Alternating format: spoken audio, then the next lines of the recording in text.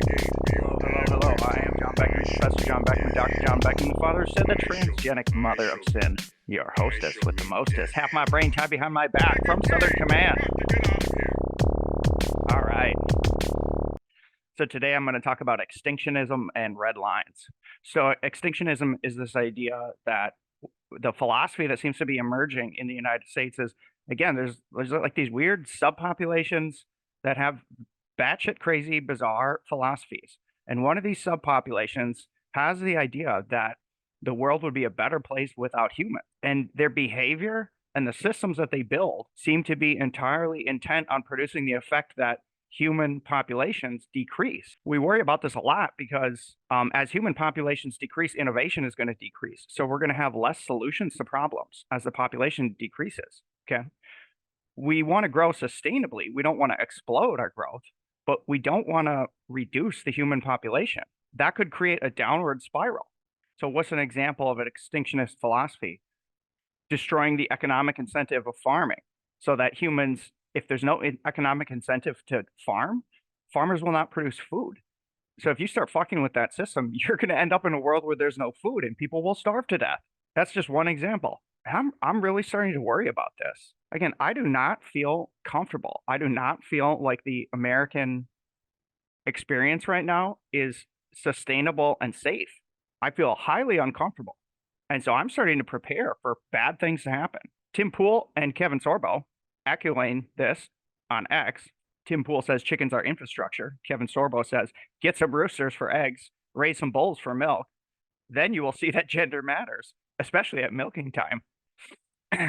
So this Kevin Sorbo quote, this post, what he's suggesting is that if you actually start working outside, if you actually do work with your hands, which you might call the active life, philosophers often call that like the active life, like getting stuff done outside with your hands, actually doing stuff, building stuff, actually interfacing with the world that we live in, that builds ideas that work, that are real, that are founded on things that work, right? So if you're a farmer and you start to imagine that there's no such thing as males versus females, like you'll starve to death. So having an interface with activity, honest work, daily work, activity with the real world, having that active life is a check against these extinctionist philosophies that come from the contemplative life. So Nietzsche talks about this. If you wonder, like, where do these extinctionist ideas come from? Nietzsche posits that these ideas come from a subpopulation of people who don't actually interface with the real world. It comes from a subpopulation of people who sit in offices, their colonies in the ivory tower, and they just think of ideas all day long, and they never actually test these ideas in the real world. And they have no feedback providing a check against their batshit crazy ideas. So Nietzsche preaches like a balance between having an active life and a contemplative life, where yes, you want to contemplate, you want to have sort of like thinking periods where you're thinking of new ideas, but all those ideas need to be checked against the real world, which is engineering.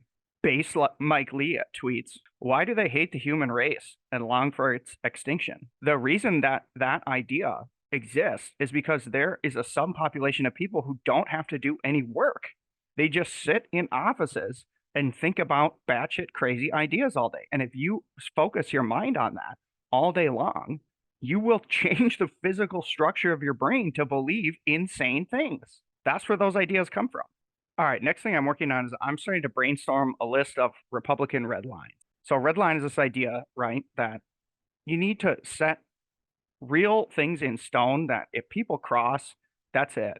Like that's when action needs to be deployed. And I think this is it's important for us to define these.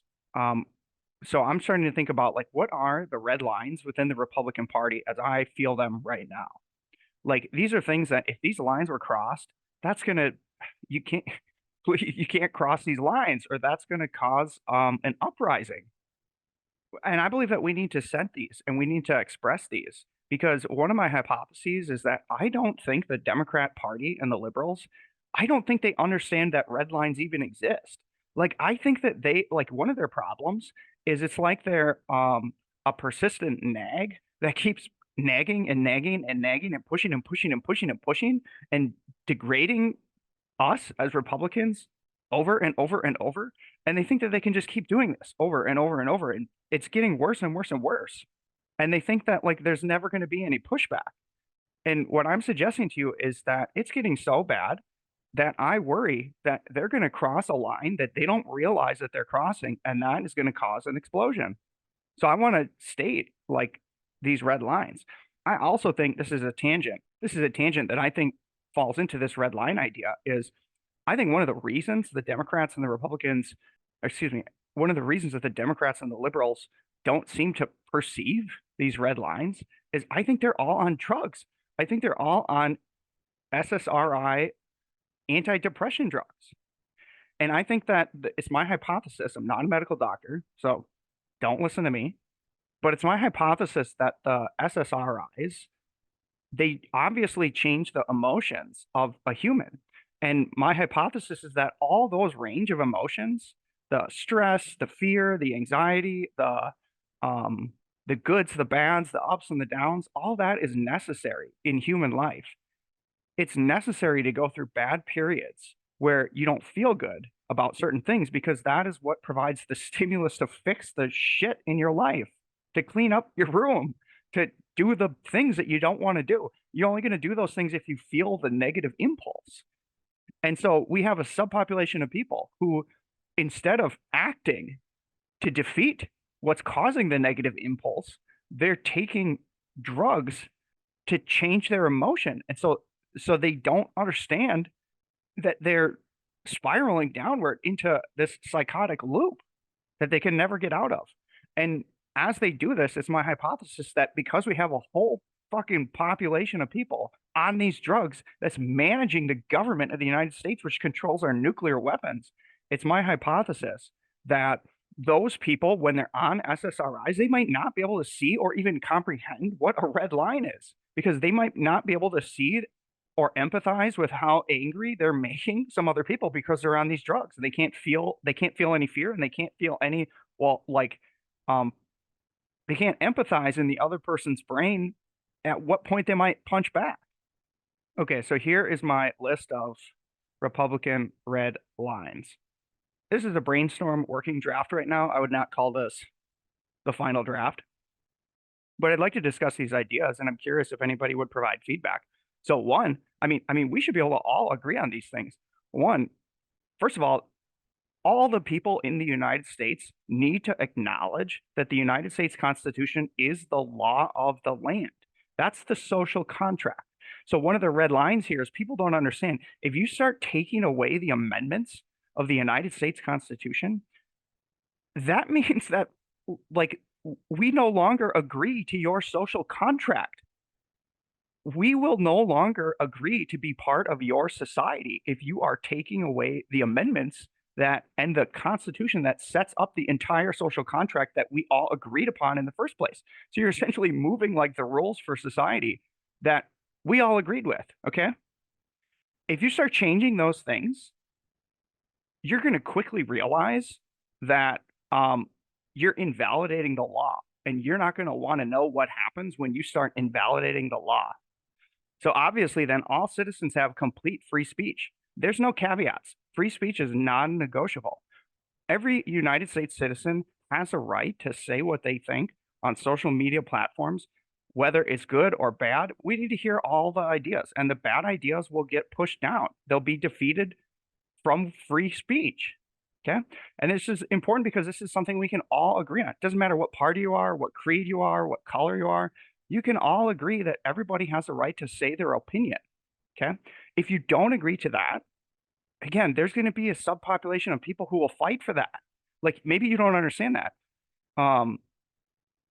Winston Churchill has a quote that's something like, it's very easy to find somebody to die for a cause. It's harder, much harder to find somebody to kill for a cause. Okay. And I'm suggesting that there are ideas that are worth fighting for.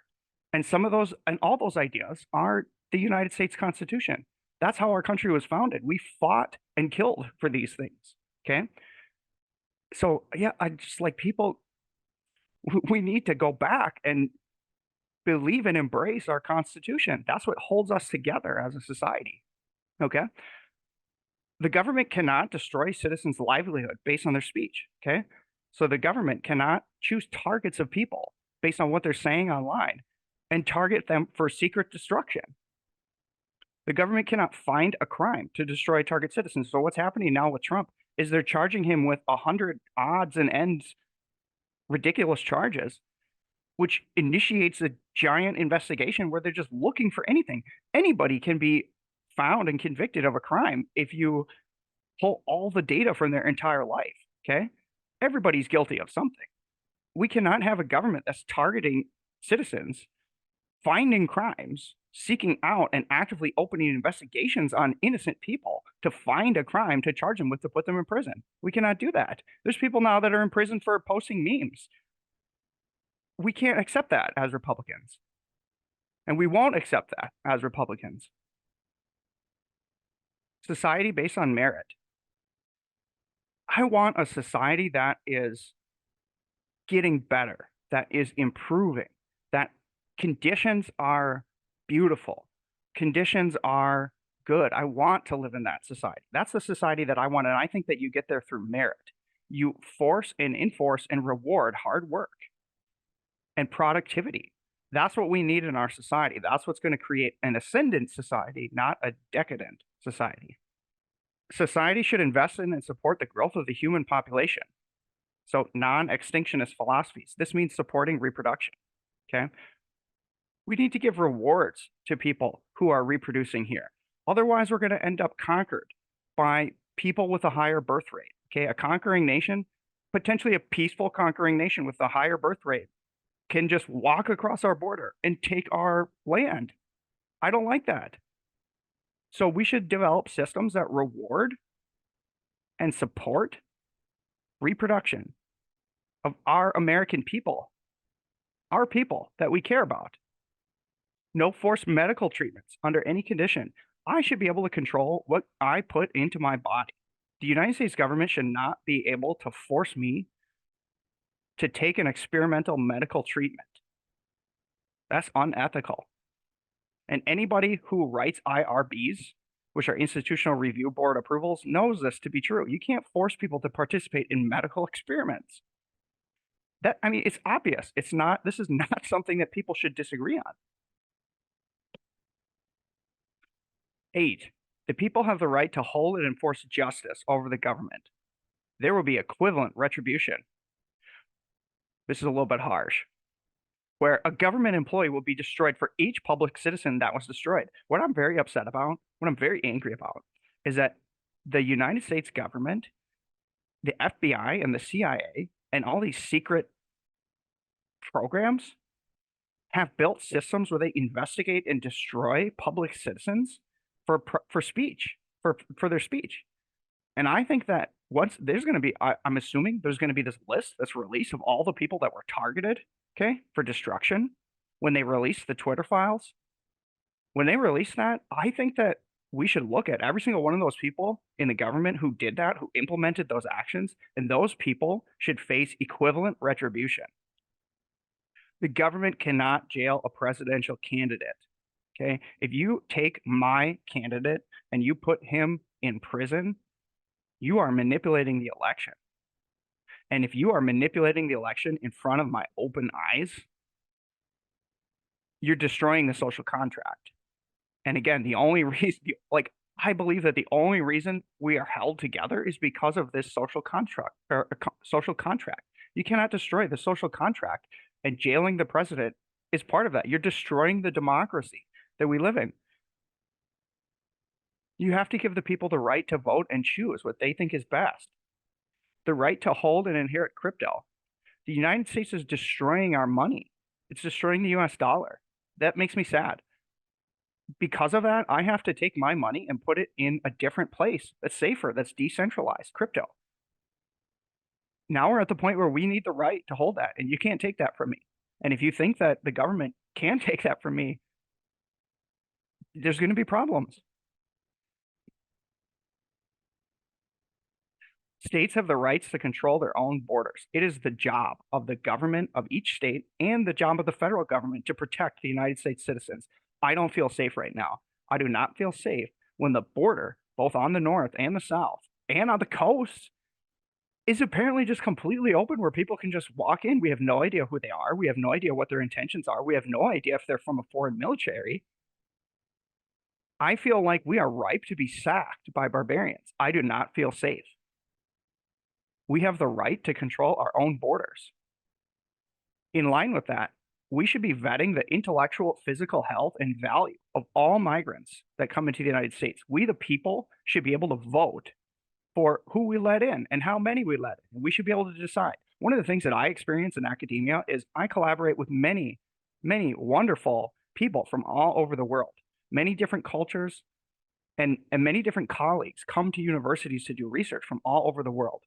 And I love to work with those people. And one of the things that I find very frustrating is those people have a very difficult time getting into the United States, being able to do their research. And yet illegal aliens can just walk across the border. Why are we making it hard for PhDs to come into the United States and do research that can help us? Why are we making it hard for them? Why are we making it hard to pull the best and the brightest from other countries? We should be pulling the best and the brightest people. And we should be making it easy for those people to come in. And we should be making it hard for people who we don't want to come here. Okay. I'm not going to say this or that, who we want or who we don't, but I'm saying we should be able to decide. One of the ways I think we could decide is the government should set up a giant like Reddit board, and citizens should be able to vote on individual people. Like, yes, I want this person. And if you can pull enough votes for a positive person to bring them into the United States, we should do that. We should have a right to say who we want in the United States. Government transparency. I'm so sick of all the Republicans and the Democrats passing these omnibus bills that are so long, nobody can read them, nobody can comprehend or even possibly fathom or understand what is in these bills. Okay. One, I think that the legislature should create short handwritten bills that they wrote themselves. Okay. That's the first thing. The second thing is if they are going to pass these insane, ridiculous laws that nobody can read, all those documents and all sort of public governmental communications and documents should be funneled into a public database that has an AI librarian that has been trained on that data set. And you should be able to probe and ask that AI librarian any question you want about how the government works, what it's doing, any specific programs, how the money is allocated. We have the technology to do that. It would not be that hard at all. There should essentially be a grok for the United States government so that we can actually learn what's going on. That's going to facilitate transparency, and that's going to facilitate accountability in the government. 12, the right to form and organize militias. One of the reasons that the government is going insane out of control is because they don't fear the people. Okay. When this country was formed, many of our founding fathers started militias. Ben Franklin started militias in Pennsylvania and led militias to protect them from tribes, barbarian tribes that wanted to kill and rape and torture them. Okay. They set up militias because they actually had to face the constant onslaught of barbarian tribes that would rape, kill, and torture them. Okay, and this is, I mean, I won't go into his tangent on Israel, but that's what I won't go into that tangent. But we need to bring that back. We need the ability to organize militias, and they should be popular. There should be a militia in every town. There should be a township militia so that, again, I worry that people are just coming across the border. Who's going to protect us if all of a sudden 1,000 people who came across that border illegally decide to sack and destroy an American city? Who would protect you? Nobody. We have no protection. Our military is overseas dispersed. All it would take is 50 people who came across the country to target a city. They could destroy the entire city if they were well armed. Okay. So I think that we should, I mean, I don't feel safe right now. We should be forming and organizing militias. So this is my list of red lines that Republicans should support, and red lines that, if crossed or they try to take our rights away to do these things, is going to cause real problems. I think right now is a time where we need to express these in writing so that the people who are targeting us know that they should not go too far. All right. Have a good day. Let the gate be opened to die. I shall meet death head on. I shall meet death head on. Entertain,